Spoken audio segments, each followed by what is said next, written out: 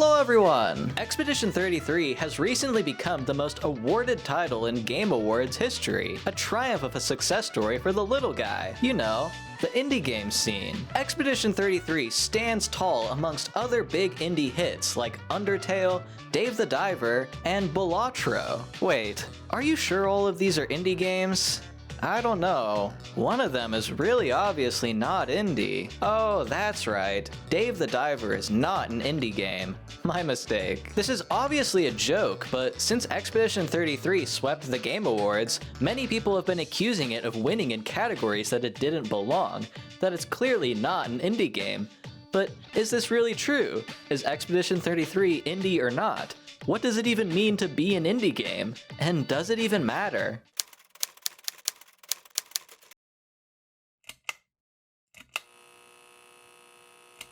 If you do anything other than stare at the wall in between bouts of sleeping, then you've certainly heard the word indie. It's not exclusive to gaming whatsoever. Indie music, indie movies, indie books, indie fashion. Literally speaking, indie is short for independent. All of the above could be condensed into the class of independent creator, someone who creates independently. Culturally speaking, indie has evolved from its literal meaning into something more. In order for art to be indie, people now expect it to look and act a certain way, especially in the context of games. Nowadays, indie is a genre. If you think about it, it's actually pretty weird to say, yeah, I listen to indie music, but people will know what you're talking about thanks to indie rock and indie pop, which have spawned even more derivative genres like bedroom pop, dream pop, or minimalist pop, all under the umbrella of indie. Except this has nothing to do with the concept of being independent. Clearly the term indie has become far more loaded, steeped in cultural entropy.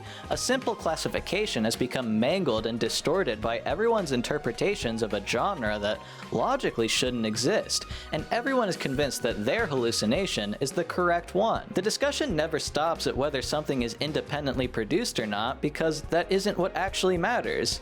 Instead, I think the recurring indie debate is a proxy for a certain other kind of conflict. To unveil what lies beneath the indie debate, we should probably learn when and where we first started referring to things as indie. But first, a word from this video's sponsor. This video has been sponsored by Brilliant. Brilliant is the premier online learning platform for math, science, and programming that helps anyone improve their skills with a massive catalog of lessons that are tailored to your level. On Brilliant, there's always something new to learn, whether you want to better understand probability or introduce yourself to linear algebra and calculus. Brilliant has helped me revisit core concepts of math that I don't remember all too well. My favorite part is how easy it is to find lessons on a specific topic, so I can get right in, even on mobile. Most importantly to me, Brilliant is committed to quality. Every course and problem is created by an expert, not a cringe machine learning algorithm. To learn for free on Brilliant for a full 30 days, go to brilliant.org/Acerola, scan the QR code on screen, or click the link in the description. You can also get 20% off an annual premium subscription for unlimited daily access to everything on Brilliant. Thanks so much to Brilliant for sponsoring this video. According to Oxford English Dictionary, the earliest known use of the word indie was in the September 1927 issue of Variety magazine. On page 7, the article titled, "Have Indie Exhibs Been Squeezed with Chicago Lockout as Excuse?" details how recent union demands in the Chicago theater industry are potentially affecting independent movie theaters. A week before, towards the end of August, every theater in Chicago under the Chicago Exhibitors Association was ordered to be closed by executives, a declaration of war against the Chicago Motion Picture Operators Union. Contracts were expiring, and top management was refusing to negotiate. The union demanded a 10% increase in pay for all workers, but this was too much for the association, so instead, they were going to do the oldest trick in the book, close all their theaters down, and blame the union workers so that customers get upset with the union and not them. In response to the lockout, the representative of the union called for a strike against all theaters owned by the Orpheum Circuit, a chain of movie theaters sort of like Regal or AMC. According to the New York Times, the association executives had already secretly met and agreed to lay off all of their operator employees if the union decided to strike. 25,000 people suddenly lost their jobs, and around 350 theaters were adorned adorned with signs stating, "This theater has been forced to close by the arbitrary demands of the Moving Picture Operators Union." At the time of this article, there was no hope for settlement. Returning to the Variety article a week later, things have not improved. The closure has cost the Exhibitors Association an estimated $150,000 per day, or about $3 million by today's standards. Even worse, closing their theaters has not made operating costs disappear. In fact, everyone they are stonewalling from work is being paid in full because they were not given a regulatory 2 weeks advance notice and are entitled to full salary pay for every day of work missed since closure. You might be thinking, wow, if I owned one of these theaters, I probably wouldn't be very happy losing so much money for no reason. And you would be totally right. This course of action was not in the best interests of the independently owned theaters, the small indie guys that were part of the association but are not owned by a bigger entity, not part of the Orpheum circuit chain threatened by the union, a multi-million-dollar business that could afford to lose money for no reason. Instead of empathizing with the cringe working class, let's instead consider the perspective of the management. This is a massive win for you, and you know what? You deserve to win even more. You're essentially paying a small fraction of investor funding to soften demands of the union, and it isn't even at the expense of your reputation because the public thinks you're the victim thanks to those handy-dandy signs. There's just one problem. You've received word that some of the independent theaters have decided to reopen because they can't afford to lose anymore, which is not good. That means customers will go to them instead of you to see new movies. You'll lose your leverage against the union, and your local competitors will prosper. So we've got to do something about it, obviously. Do you hold firm on your stance that a 10% pay raise is too much, staying closed while independent theaters reopen to meet customer demand? Do you give in to union demands for a pay raise and reopen to avoid your competitor gaining an advantage? Maybe you really can't afford giving them a raise? Or do you leverage your connections with the Chicago Film Board of Trade to cut off film supply to independent theaters that were planning to reopen so that even if they do, they have no movies to show to anyone? This way you force your competitors to lose, all while blaming the union for everything? Obviously it's option C. Only someone profoundly evil would do something like that though, which is exactly why it happened. The Chicago Film Board of Trade advised exchange managers to cut off film supply to the indie exhibitors who were going to open despite the strike. The Board of Trade sent out messages saying that the corporate theaters had priority premiere rights and that new movies could not be shown in independent theaters until they showed them first. This was obviously completely made up, but it worked, and the indie theaters did not receive any new films for the remainder of the strike. In September of 1927, there was an article about a national chain of theaters using a union strike as an excuse to push honest, local, independent competitors to bankruptcy through no fault of their own. An article about Orpheum Circuit squeezing the indie. Given this history lesson, perhaps the term indie really does mean more than just independent. Perhaps it refers to those that do not participate in the corporate rat race, those that just want to show movies instead of throw a tantrum over your workers wanting a bit more of your massive profits, those that rejected the deal with the devil. In reality, the term indie was first used because back then articles optimized for character count due to printing costs, and the word indie is a lot less letters than independent, but it would be pretty cool if the word really was born out of this feud. So, the term indie was first used in a time not too different from today, specifically to refer to the independently ran and unincorporated theaters of the Chicago area. They were victims of the Orpheum circuit just as much as the union was, betrayed by their own association's wealthy management trying to squeeze them out. A day or so after the Variety article was published, a settlement was agreed upon where union workers received a 7.5% pay raise, 75% of what they originally asked for. Additionally, the union revoked their demand for apprentices to receive a raise. All the theaters reopened, and business went on as usual. Despite a supposed complaint to the FTC, no one was investigated or punished. In the end, it's the young and inexperienced that suffer the most. I wonder how consequences of events like this could compound over the next 100 years. Now we know the term indie was born out of the theater industry during a time of corporate exploitation, but independent is just a word. It wouldn't take long for it to be used in another industry in another time. It wasn't until the late 1970s that music would first be described as indie. Prior to the 70s, the concept of commercially successful independent labels basically didn't exist. The major record companies had total control of marketing and distribution. This didn't stop Jeff Travis from trying though. He opened his own record store in London, promoting and selling records of local independently produced music, which was mostly punk. Eventually, he started managing local bands too, and decided in 1978 to start his own independent record label, Rough Trade Records, structured as a cooperative. A year later, they published an album by Irish punk rock band Stiff Little Fingers, becoming the first indie album to enter the UK Top 20 and the first indie album to sell more than 100,000 units. This massive success made people turn heads. There really is demand for this kind of punk rock music, which merely happened to be indie due to it not being what major record labels want to sell. In 1979, the UK punk rock scene found success independent of major record labels, becoming the first music referred to as indie. You might think this is contradictory. How can you be indie if you're still signed to a record label, even if that record label is independent? The answer is control. Indie is more about maintaining creative independence without outside influence, such as investors wanting you to change your product to make more money.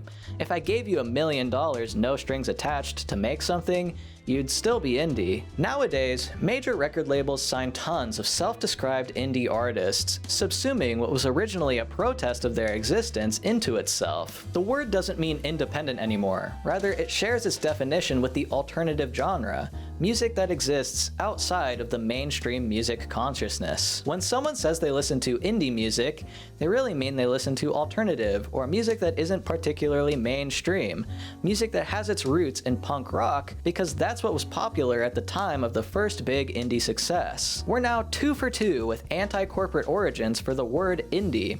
I wonder if this will stay true for the games industry. Home computers really changed everything. The origins of indie scenes are easy to pinpoint in other industries like theater and music because ultimately the means of production and distribution were controlled by the theater chains and the major record labels. Independent success was newsworthy. For software and video game development though, all you needed was your own personal home computer. In the 70s, every computer came pre-installed with the basic programming language and a suite of little mini-games to show off what you can do with it. Any sufficiently motivated person could learn from the example code to make their own games, or pick up a copy of the incredibly popular 1973 book Basic Computer Games by David All, which contained 101 different games to implement yourself. But just like theater and music, distribution ultimately becomes the limiting factor. Soon, everything would change though. Digital marketplaces were becoming commonplace, with Steam launching in 2003 and the Xbox 360, PS3, and Wii launching with digital marketplaces. Now, you didn't need a disc to play a game,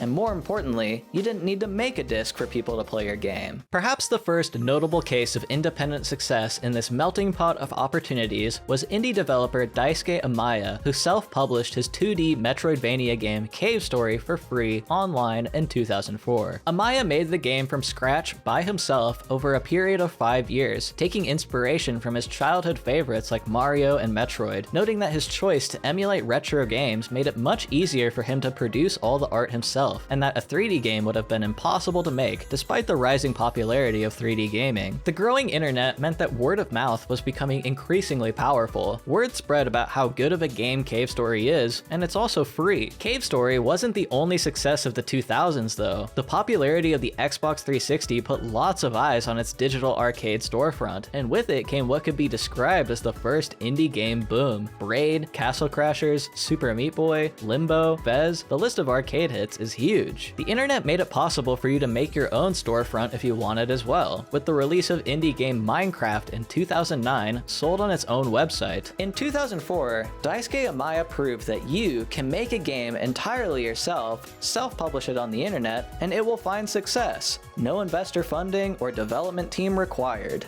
Unlike the film and music industries where independent work succeeded in spite of its circumstances, indie game development has always existed and succeeded at the same time as pretty much everything else thanks to the internet. In the games industry, it really seems that indie does just mean independent.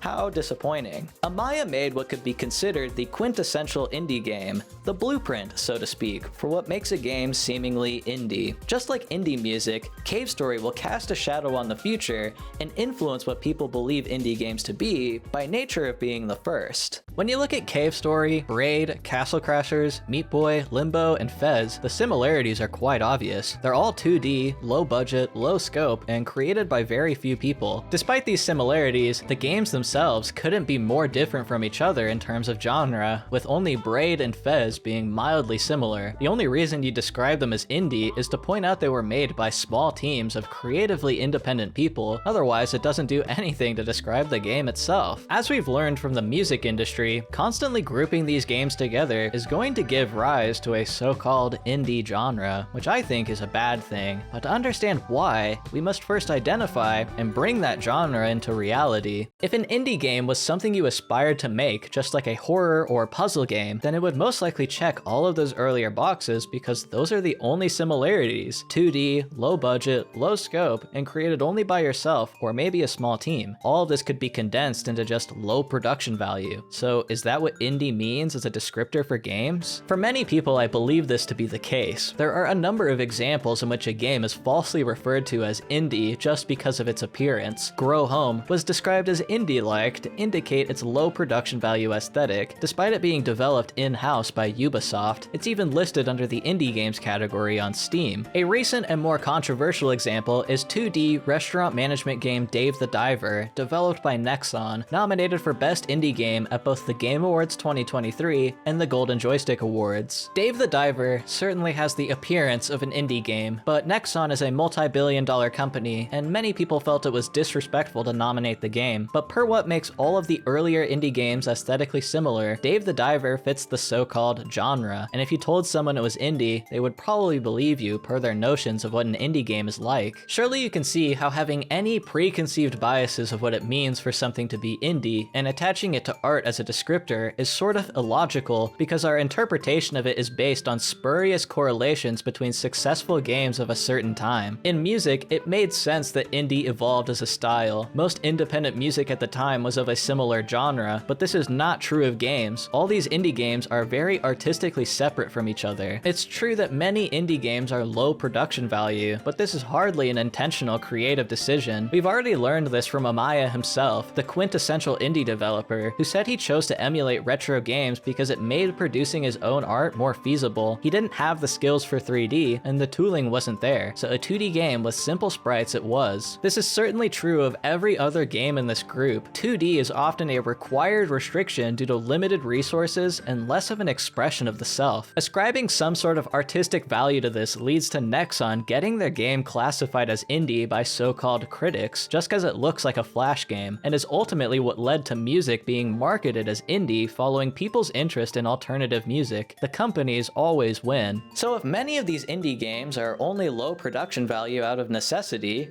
what happens when tooling improves and making 3D art is reasonably accessible for someone like Amaya? What happens when a small indie team actually has the resources they need to realize their full vision? And the most important question of all, is Expedition 33 an indie game? It's not 2004 anymore. You do not have to make a game from scratch. You can if you want to, but you do not have to. It turns out that different creators have different visions, and independent creators are not a monolith. Game development tooling, and computer tooling in general, has improved exponentially over the years.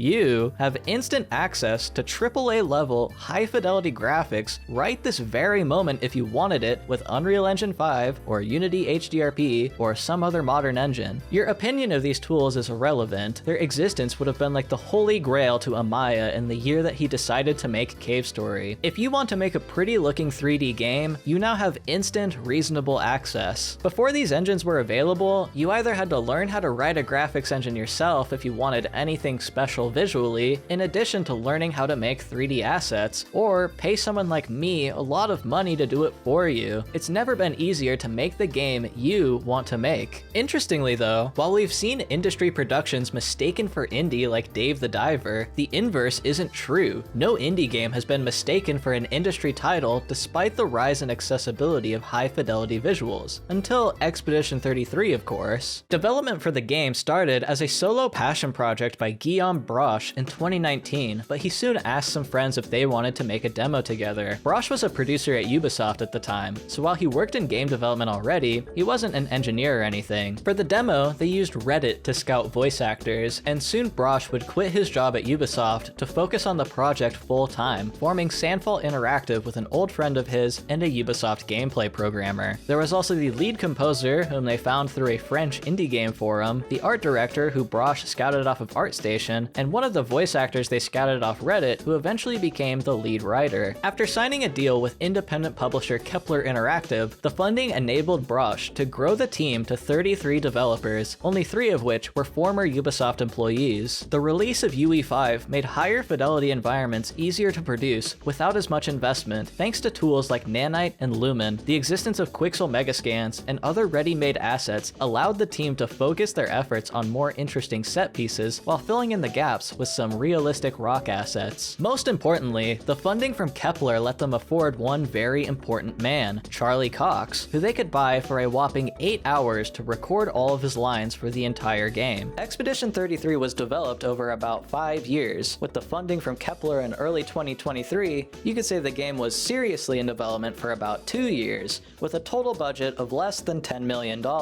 A team of mostly inexperienced developers constructed from Reddit, ArtStation, and French indie game forums, signed with an independent investor that asserts they never impose decisions on development, and using tools commercially available to everyone, Expedition 33 is certainly indie when it comes to the historical interpretation of the word. So if Expedition 33 is so obviously indie, why are people upset that it won Indie Game Awards? The only real argument for Expedition 33 not belonging in the indie category is that it doesn't look or feel like other indie games, but Expedition 33 is what you get when a team of independent creators really does have the resources they need to fulfill their vision. Another popular indie creator you may know of is Hideo Kojima. While Kojima Productions is partnered with Sony, they have no ownership, and Kojima maintains creative independence. As far as history is concerned, Kojima is indie. Despite this, why isn't Death Stranding part of the indie game category? Obviously, it's because it doesn't fit the described indie vibe from earlier, and Expedition 33 is just pushing that barrier enough to spark discourse. Not all indie games are created equal. There's a clear difference between Undertale and Expedition 33. One was made by a guy living in a basement with $5,000 in crowdfunding, the other received a small loan of $10 million.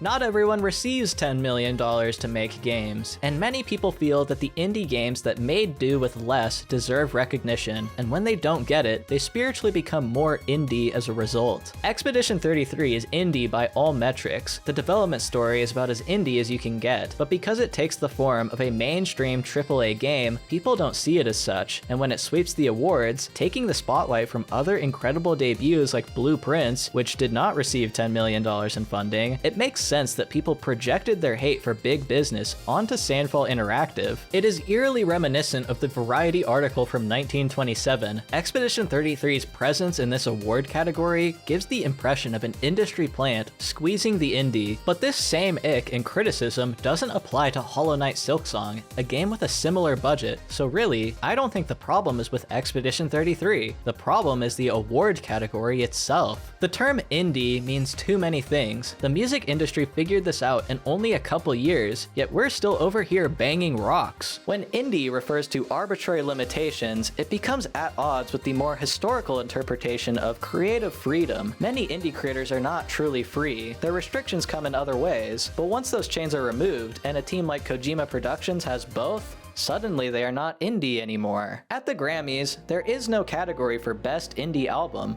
but there is a category for Best Alternative Album, which indie grew to mean in that industry. So why hasn't the games industry followed suit?